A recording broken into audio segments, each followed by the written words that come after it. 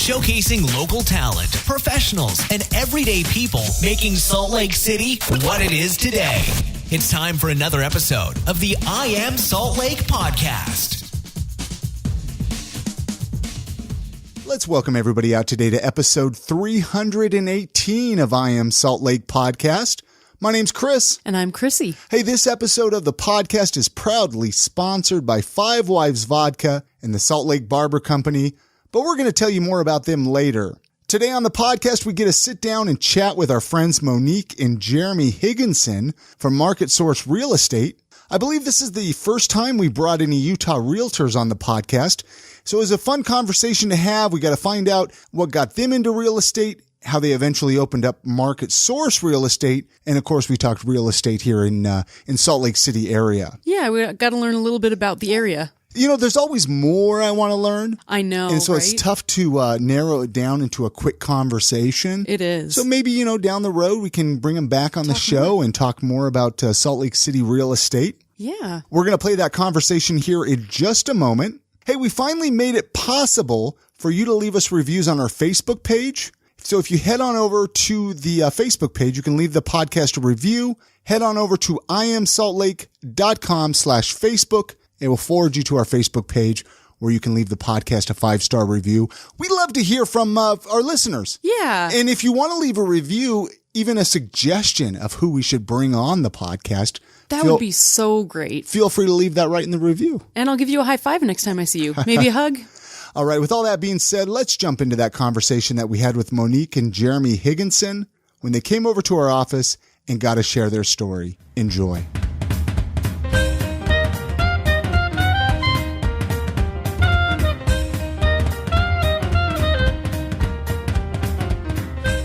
You know how I like to start, especially since you guys listen to the podcast, I like to find out where home is, where both of you grew up.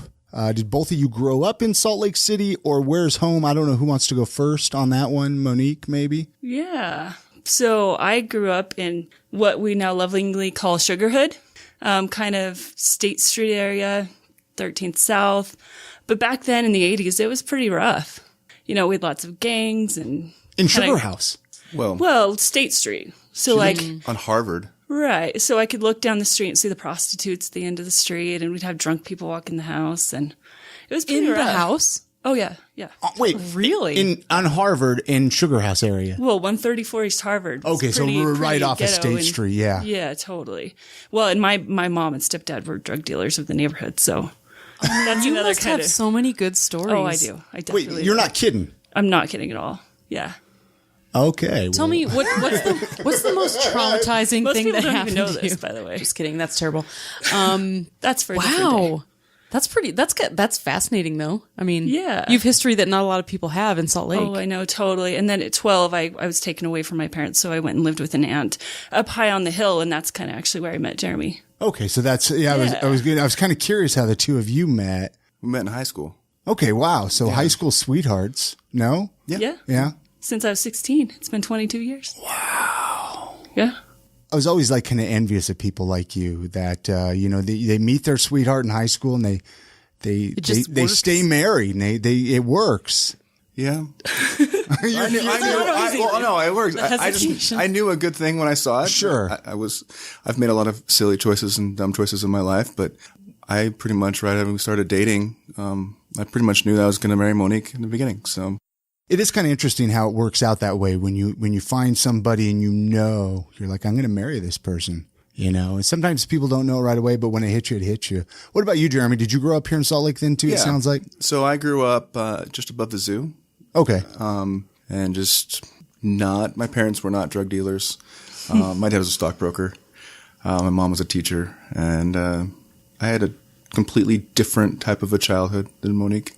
But you guys met in high school. So you went to the same high school then? Yeah. Okay. So wow. So jumping forward a little bit, real estate. Did both of you get into real estate at the same time? Who got into it first? Well, we were awesome, and we both went to the U in the fine arts program. Oh, wow. I did ceramics, he did photography, but the minute I graduated, we just knew we wouldn't make a living. So Jeremy got into mortgages first, actually in 2000. And then I got my real estate license a few years later, and it just kind of took off from there. It's kind of nice to have a fine arts background in something like that, though, too, because you know how to present homes and how to look for things that, you know, a lot of people wouldn't be able to look for. Totally. And Jeremy's amazing photography skills really help, actually. He's better than most of our photographers that we hire. Oh, so do you take a lot of the handy. pictures of the homes and stuff that you sell then? Or? Yeah, I do. Yeah, when we have time, I'll take the pictures. Yeah, I am a tech geek, and I'm a photography geek, so I use my business as an excuse to buy really nice gear. Sure. So I have a few of the things that you have here as well. Oh, do you have one of these Zoom recorders? Uh-huh. Wow. So you're pretty familiar with how well, then you could start your own podcast. Have you've thought about There's it? no time. He'd love to, but there's no time. There's always time for a podcast, Is there, Jeremy. though? Oh, wait, yes, there is. I'm sorry. So I mean, market source real estate, I'm going to kind of bounce around a little bit here. Obviously, we're in a podcast and we can kind of find out bouncing around with real estate. So you started back 2000. So that was like 18 years ago. When did you actually turn it into market source real estate, or was it always kind of that way, or what's the story there? I don't know. Like, you're the first like realtors I've had on the podcast. So it's going to be a little bit different of story than some, because it's a little different than a lot of businesses. It is. And we are so smart that we opened it in August of 2007 at the beginning of the real estate meltdown. Right? Wow. Yeah. That was, yeah. Wow. I was We working didn't in realize. at Contempo. I don't know if you guys are familiar with Contempo. Yeah. Right in there. And I just remember all the layoffs, everybody getting laid off. And it was like some of the first times people were ever getting laid off at jobs. Mm-hmm. So everybody was taking it personally. So that's right when you opened the brokerage then? Yeah, that's when we opened. But kind of to go back maybe a little bit, where we started really was before even the mortgage company.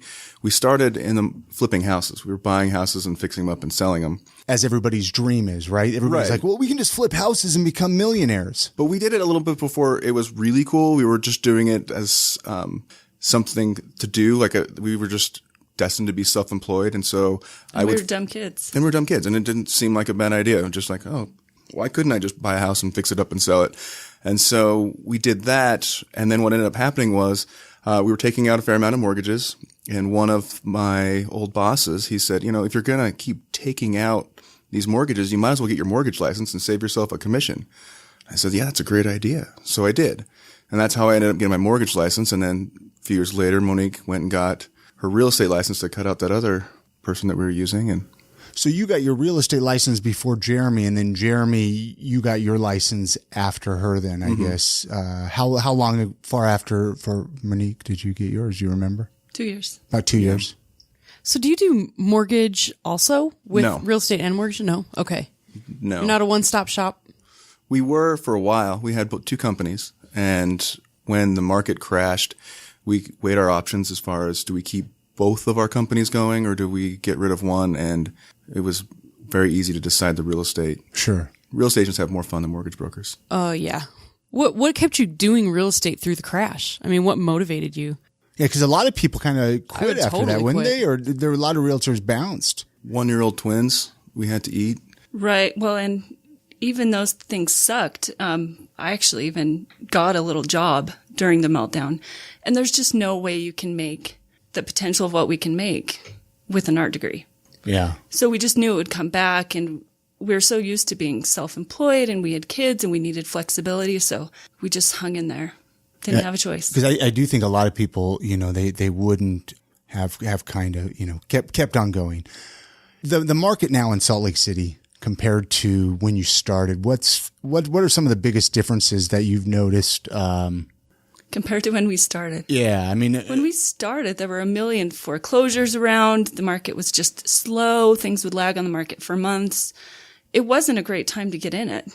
It really wasn't in 2002. did people call you crazy?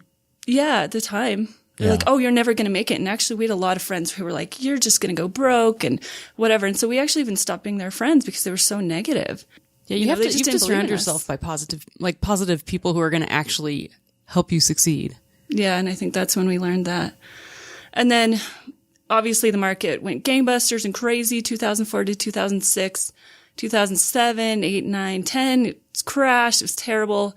And then it kind of started to come back, and we were a lot better prepared when things got good again. You know, we knew what we were doing. We knew how to be really financially conservative. And we just went for it. And the market's amazing now. Most of our listings last on the market for 2 or 3 weeks at the most. Wow. So. And back then, how long would a house stay on the market or one like of your listings? 60, 90 days. Wow. So quite a big difference there. I mean, were you able to see like back before the crash? I mean, I guess nobody really saw it, right? Oh, I could feel it. Monique, we sold 7 rental properties that year.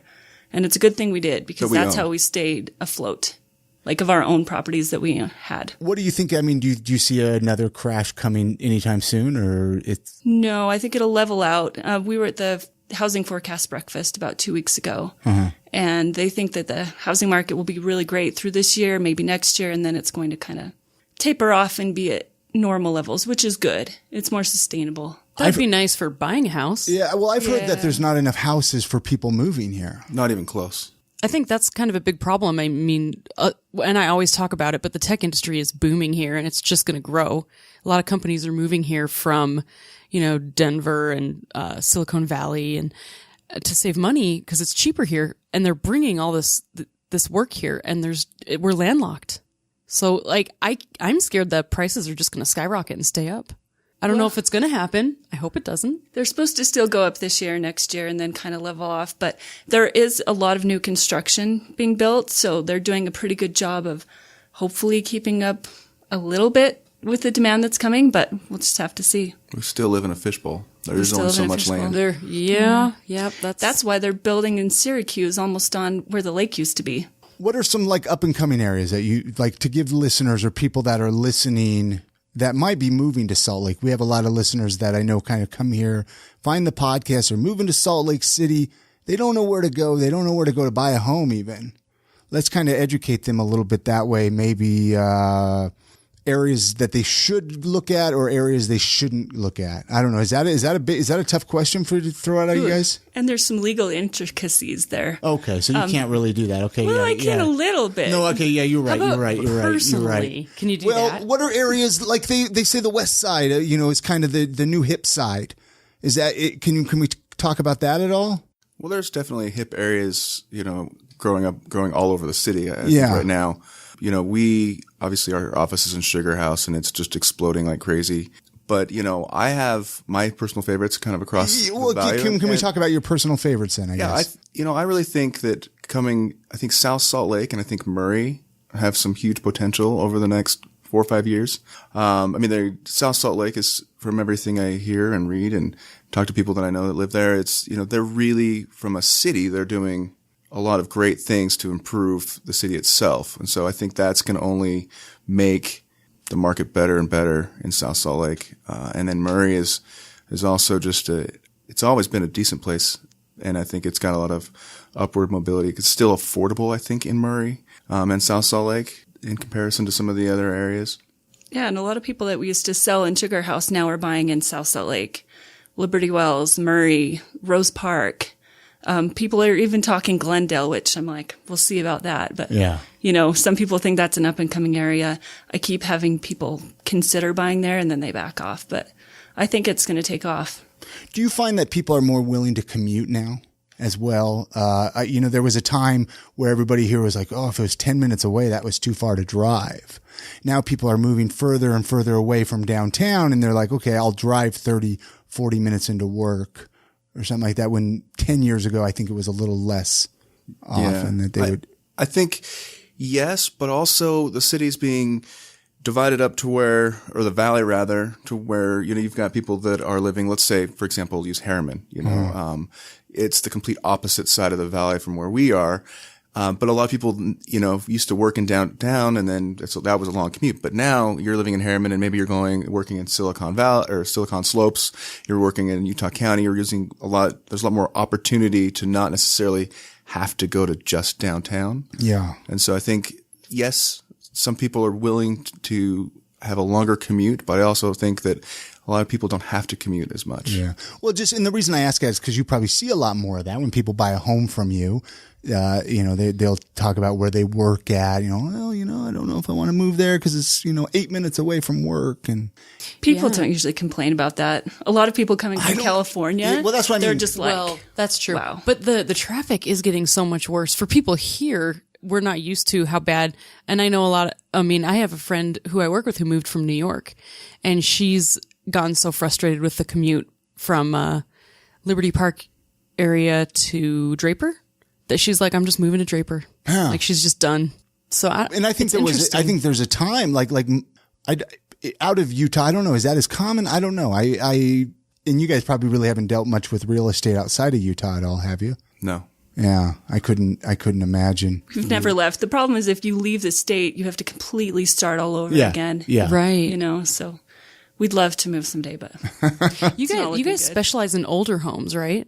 Yeah, because we just bought our 23rd old home. So 23rd old home. yeah, they're beautiful and charming, and I love kind of seeing a crappy old house be transformed into something amazing. Yeah. So it's our jam.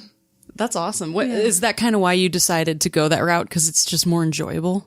That originally it's because there's more spread when you flip a house, because a 100-year-old house gets a lot more worn down and needs a lot more repairs. So usually there's, more money to make when you flip a house like that. Yeah, true. Have you any haunted houses? Have you any haunted house experiences? I think the house we bought on 1018 was a little bit haunted. Our kids wouldn't go in the basement, and it was scary. It was a really scary house. I mean, it's wonderful now, but... Was it 1018 or 1038? Like what? 1038. 1038. Share a little bit. Anything happen or?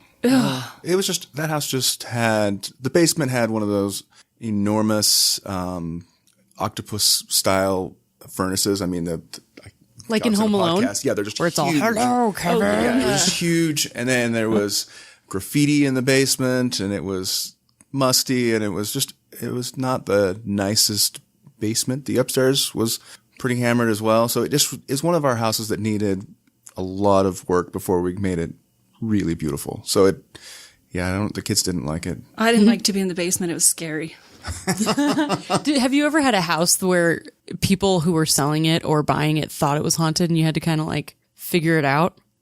No. Really? Oh, we need Maybe more I'm not haunted in house tune stories. enough. Yeah.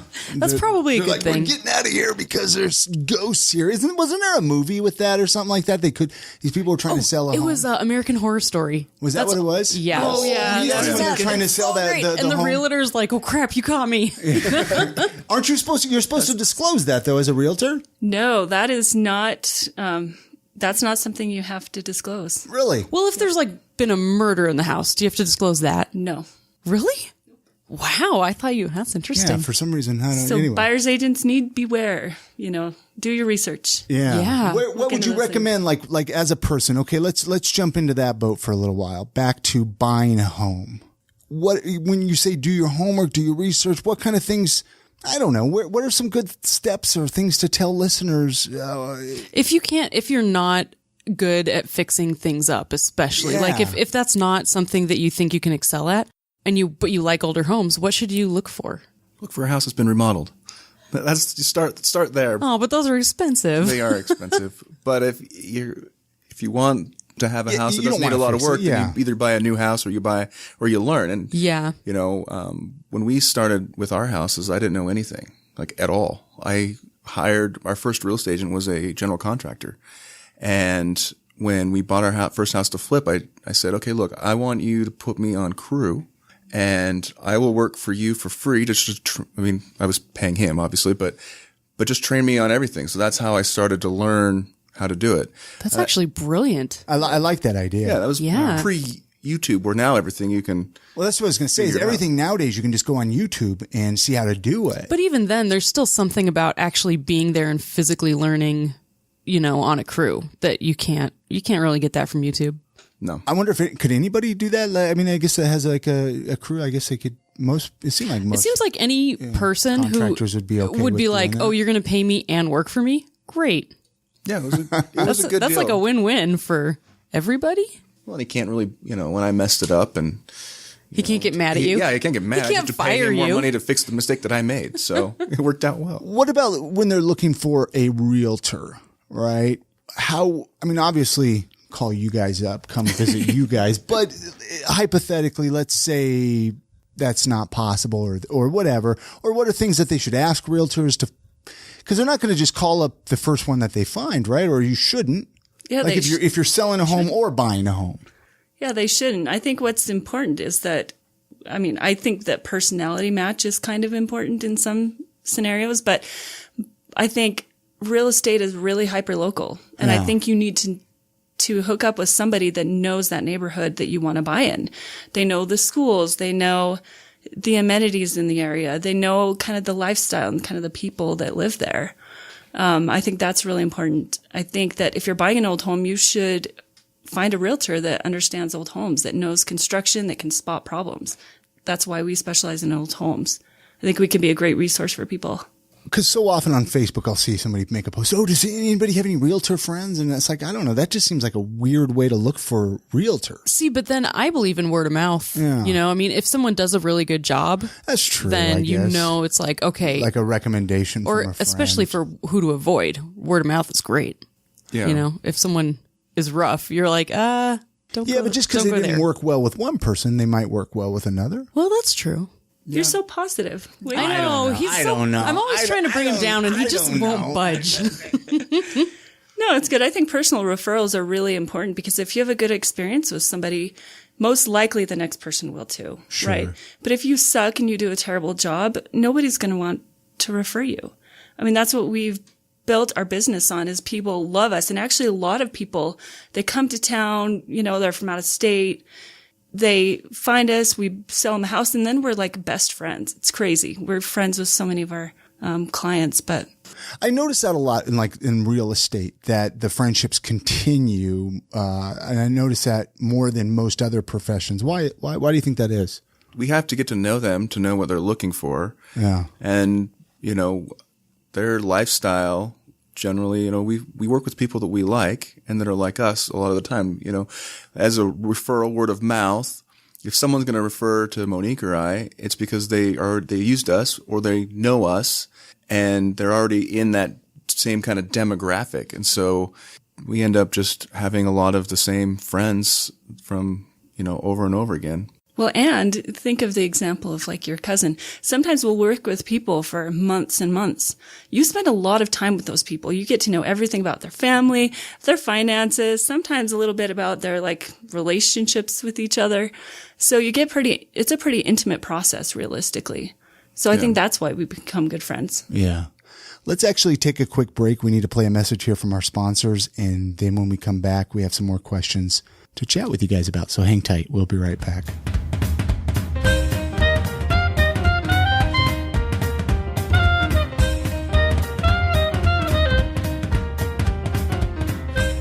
Hey, it's that time of the podcast where we take a few minutes and tell you about our sponsors. These are some great local businesses that are helping keep this podcast going, so please support them in everything that they have going on.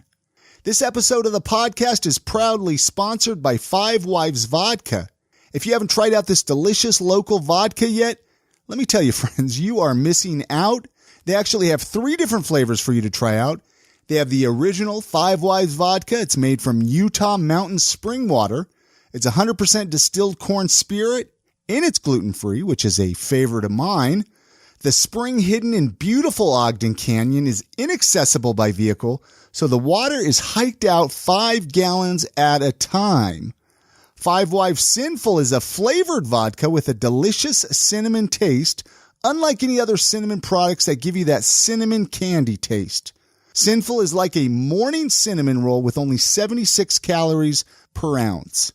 There also is the Five Wives Heavenly, which is a flavored vodka as well with a delicious vanilla taste.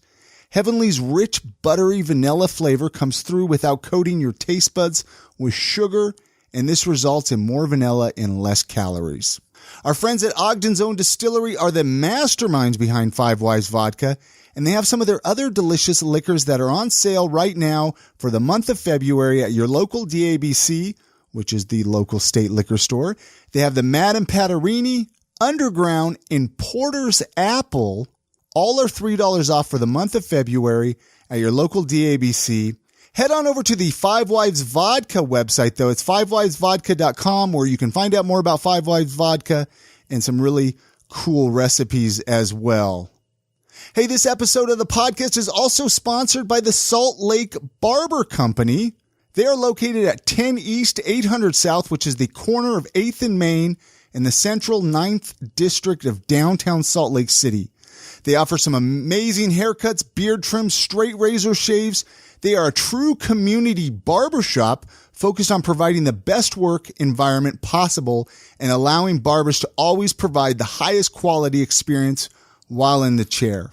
And let me tell you, I go here for my haircuts and beard trims. Isaac does an amazing job. Actually, listen back to the last episode of I Am Salt Lake podcast. We talked to Isaac. He's one of the owners of Salt Lake Barber Company. Fantastic story. They take walk-ins if they're available, but you can guarantee an appointment if you go and book it online at saltlakebarberco.com. Like I said, top-notch haircuts, beard trims, straight razor shaves. It's a great local barbershop located at 10 East, 800 South. Right there, I mean, it's right across the street pretty much from the old Sears in the central 9th district of downtown Salt Lake City. Again, their website is saltlakebarberco.com. Head on over there, support these guys, support Five Wives Vodka. Thank you so much, guys, for sponsoring this episode of the podcast. Let's get back to that conversation that we had with Monique and Jeremy Higginson from Market Source Real Estate.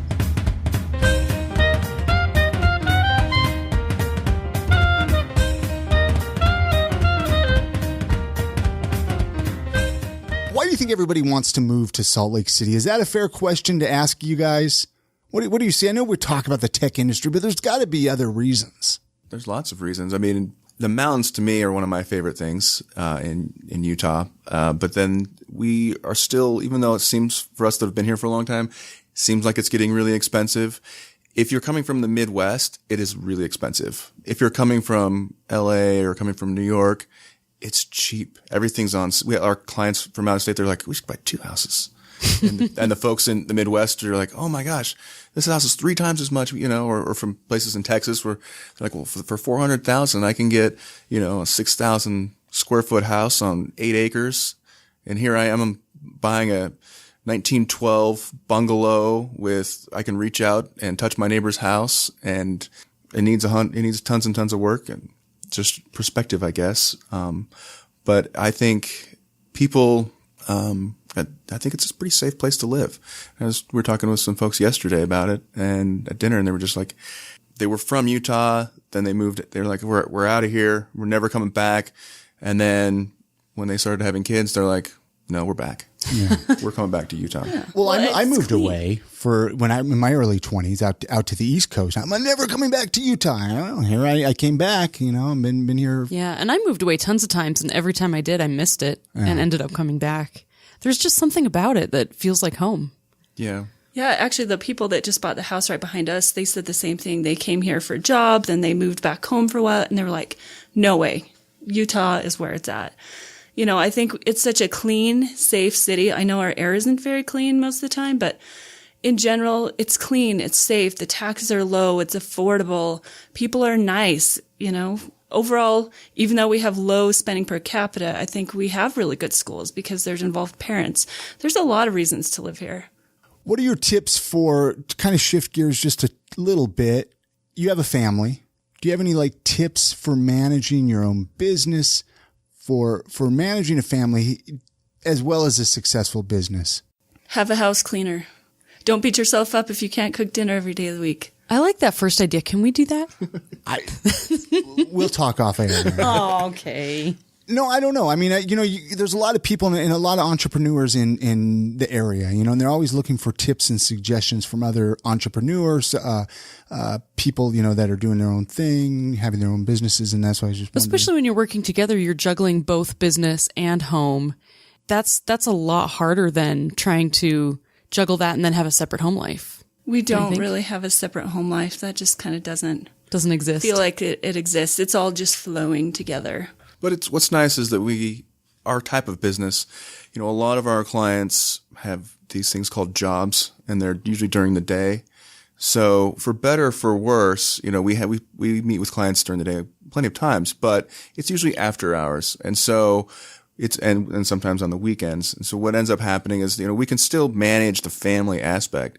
And the fact that we're both, Monique and I, we work with each other's clients. So if Monique needed to go meet with the school teacher or whatever, I can take her client, or if I had to go do something, we just work it out that way. So the hard part is whenever something where we get into trouble sometimes is when both of us have to be in the same room with a family thing at the same time. That's where it gets a little tricky sometimes, but it all comes down to planning.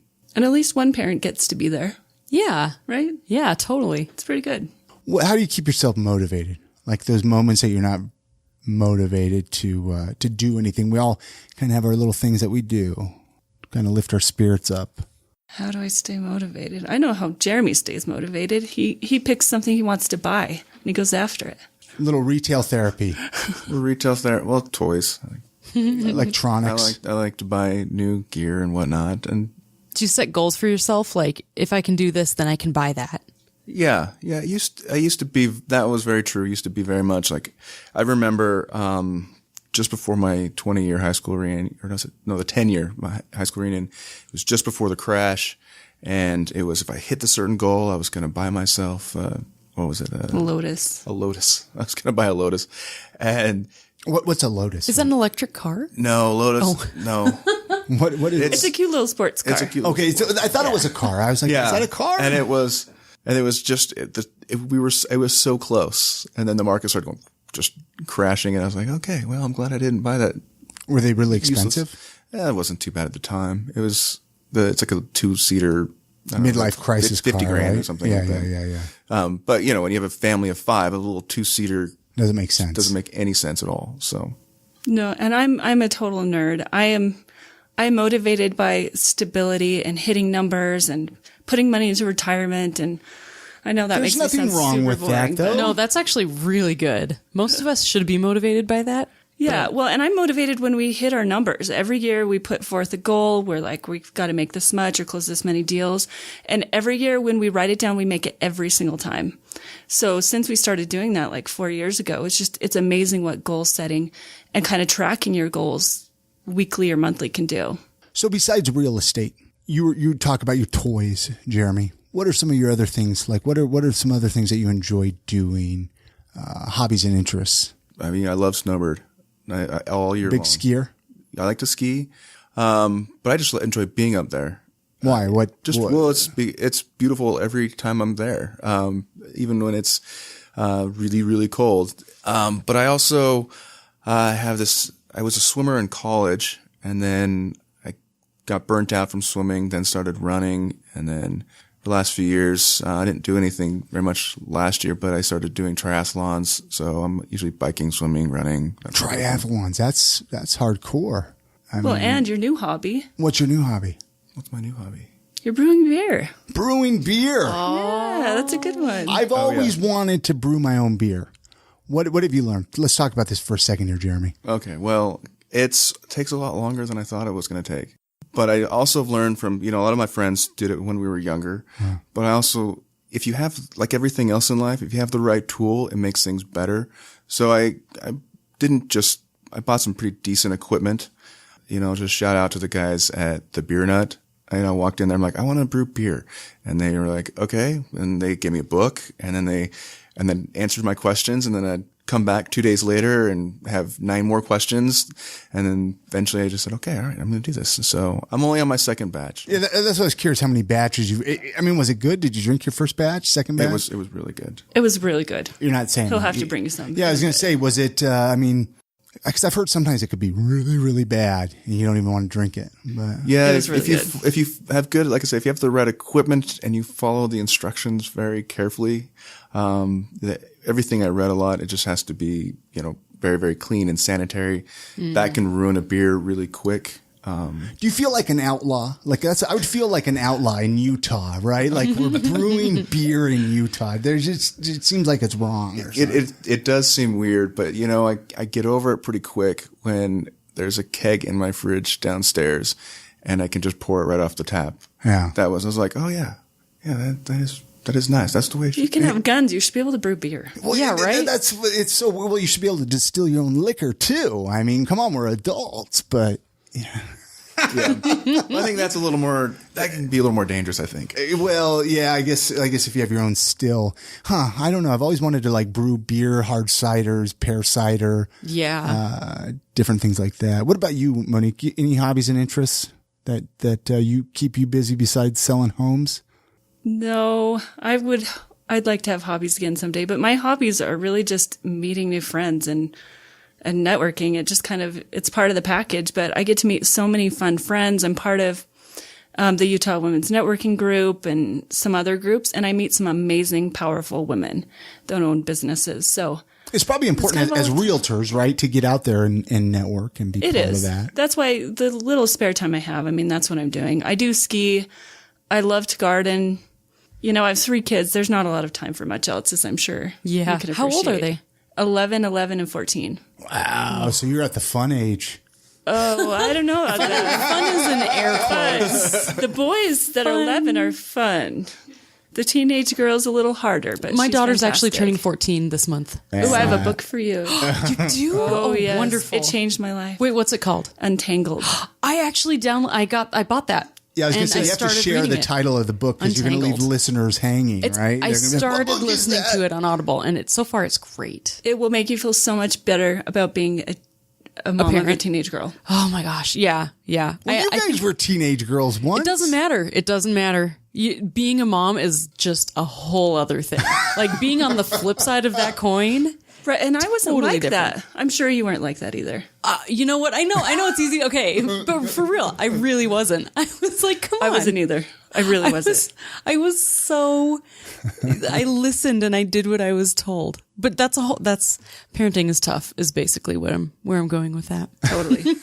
Yeah. It's not easy. I'm learning here. We negotiate all day for a living, and our 14-year-old daughter, since she was 3, is our hardest person to negotiate with. Well, they're smart. They're so smart.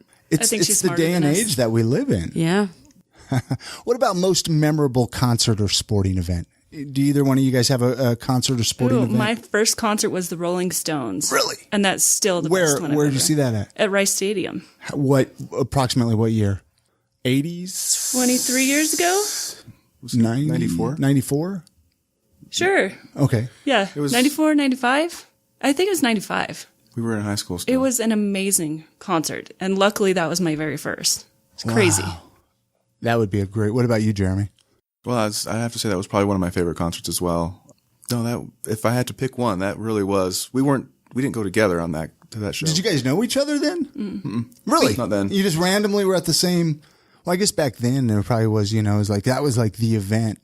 I remember there was a time in Salt Lake City, and I might have already. If you went somewhere, everybody was there. Yeah. It was like one event, and then you start hearing about, there's 2 concerts going on tonight. I don't know which one should Now it's like during the summertime, you got 5 different big events going on. There's so much you can't even go to all of it, or even half of it.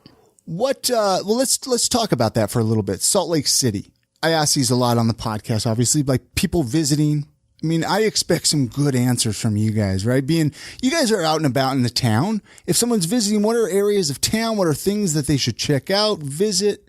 Well, so everybody's different. We serve all kinds of people, so it really depends what they like. But most people we meet, they come here because they love recreation. So like you've got to obviously ski. You've got to go to Snowbird. You've got to go hiking. You've got to go probably visit the salt flats. I don't know.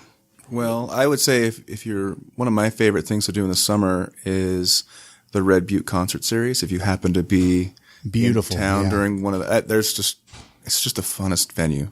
So I would try and encourage people to ever go do that if they can get in. Downtown, of course, is really awesome. Just walking around downtown is nice. And then we also, of course, besides the culture scene, we have a great food scene. Yeah. Well, what about favorite local eating spots, Sam? I'm sure you guys got a couple up your sleeve. Yeah. Well, we live in 9th and 9th. So my favorite place is really Maza. It's a beautiful restaurant. The food is amazing. Every time I'm there, I run into people I know. So I think other people feel the same as me. Well, and I think your other place, the new place we just tried, the Veggie House there on 17th. Oh, it's so it used good. to be a place. Monique is a vegetarian. and I am not. It used to be called Joni's. It was like Main Street and 17th South. Oh, the little, it was a sandwich shop Yeah, before. yeah, That's not there anymore? No. And so I was disappointed at first, but then the Veggie House is it's like the complete opposite side of the coin. Because they had good cheesesteaks at Joni's. Yes. Yeah. Yeah. And so they're gone, but now the Veggie House, it's really, really good. We just gave it a whirl the other day. So we'll talk about this for a second, because I didn't realize that. There's like a little veggie restaurant or sandwich shop there now? Well, it's called the Veggie House. Really? Okay. And it's like Chinese, I think. Okay. It's really good. Most people I know have gone there and just are raving about it. I didn't realize Joni's was gone. yeah. Gosh. They retired. It wasn't like they moved. Well, and I love East Liberty Tap House. They have the best French fries. And I don't eat a lot of French fries. They're not good for you, but it's fantastic. Beer and French fries. Perfect dinner. Live off of those. If you could change one or two things about Salt Lake City, what would you change? I would probably say that the people that are in charge of the liquor laws should also be the same people that actually enjoy liquor. I think it's interesting that we have a group of folks that make rules that know anything about it. I don't like, that's when we have people out of town like, well, I hear you can't drink in Utah. Like, we have a lot of amazing craft breweries. It's a great place, but we have some silly laws that we have the club licenses, and this is not a restaurant. This is a bar. Yeah. It's just like, so I'm tired of having to explain it to people they don't make any sense. Yeah. So I would like that to change. I just make it so that we're just normal. Yeah. If that's okay. Do you get questioned about that a lot? Like when people are buying a home? Because I'm sure you get a lot of people that want to buy a home that have never even been to Utah, right? They call you up and they're, we're going to fly in this weekend. Yeah. They're terribly disappointed that they can't get wine or liquor at Costco. That is. See, to me, it's not that big a deal. Like, I don't understand. You just have to plan ahead. Yeah, like, exactly. Is it you do. You just have to plan ahead. Deal? I'm sorry to say. And the liquor stores are open till 10 usually, so they're probably open later than Costco. And now you just can't get a jug of them. Get High Point cold beer. I mean, that's only been in the last few years, so at least you have those options. Yeah, but it's always I feel like we have to add it. We have buyer and seller guides that we give to our clients. We almost have to have a whole section in there just to explain that holidays you can't buy liquor. National holidays. That's actually Veterans not a bad Day, idea. Just things because when you've lived here forever, you can plan. But before, if you're just coming in town, you're like, why can't I order two drinks at the same time? This doesn't make any sense. Yeah, I know. It's kind of silly. Like, they'll make you, if you're doing shots or something, do one quick so you can get the other one. And it's like, wait, that's actually more dangerous than just letting people take two and go sit for a while. But there are things we learn after you live here a while. I can imagine, every time we go down to California or out of state at all, you realize, wow, we really do have it pretty rough here. You guys should make the Market Source boozy calendar, where it's just a calendar with all the dates and times where you can actually access alcohol. It's like on the Saturdays before a holiday. Quick, get to the liquor store. It's in red. Did I ask you, Monique, what would you change about Salt Lake City if you could change one or two things? Well, right now, what's really on my mind and the complaints that I'm hearing from people is really our air quality. I know I know a lot of people are saying that. No, but I mean, it's there. It's obviously an issue. Yeah, and a lot of people we know are actually, they're moving up the hill or they're moving even out of the city just because they really feel like the air is so bad. So I think we really, really, really need to keep working on that and change that. It's hard to know what to change, I think it's hard to know what to change, but I think the air quality is also going to be the deciding factor on how big our area grows too, because people will move here and then kind of keep constantly moving out if too many people keep coming here with congestion and traffic. And I used to live in Suncrest and I hated the drive. I mean, I had to replace my brakes twice in 6 months. Where the heck is Suncrest? It's on the top of the hill in Draper, where Draper and Alpine meet at the top. Oh, yeah, of course. Really Better way air up there, quality. right? But the air quality was so great. Yeah. It was really, really nice. You look over it. Yeah, you do. It's just like you look down at the haze and you have this beautiful air.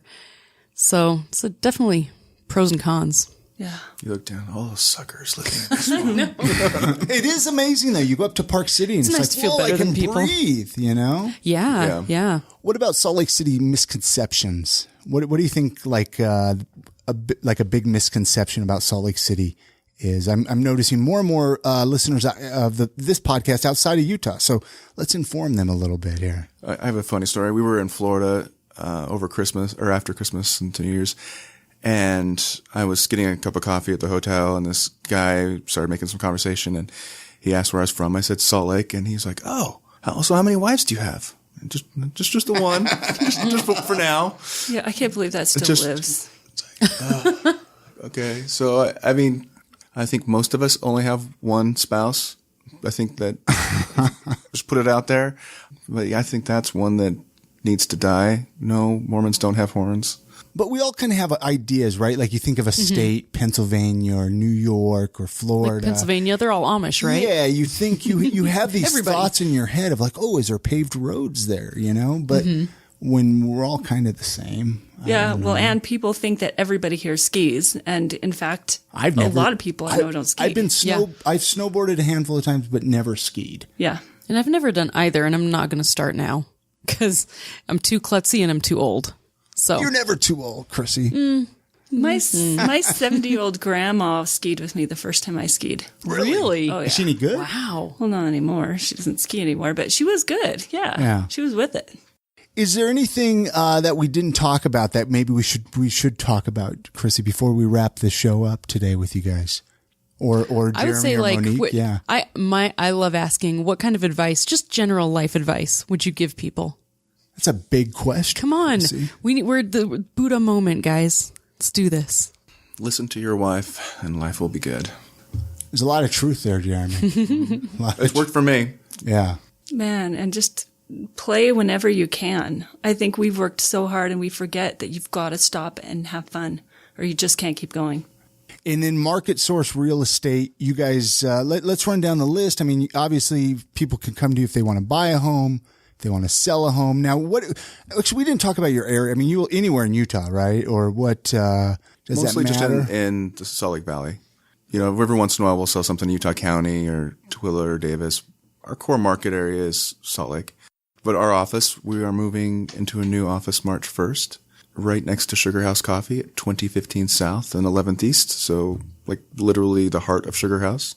Which side? I'm trying to think, because there's like We're next to Best Friends. Okay, so wow, you're right there then. Get a coffee, get a dog, get a house. That's right. Totally, you're right. It's the perfect That's why a lot of people buy homes, right? So they can get dogs. Because a lot of times when you rent, you can't. It's true. Have a dog. Well, and when you live in Sugarhouse, it's a requirement. It's an unwritten law, but it's pretty much most of our clients in Sugarhouse, they don't have a dog when they got there. They have a dog eventually. Like a black lab and a Subaru. Right. Totally. I own a Subaru, so it's okay for me to say that. We're halfway there. The website. What's the website address? I'll put all that at I Am Salt Lake too, but thinksaltlakecity.com is our website. And you can go there and there's listings and stuff on there too, right? Yeah, you can find us there, and then we're also on Facebook and Instagram. Google Market Source Real Estate, and everything pulls up.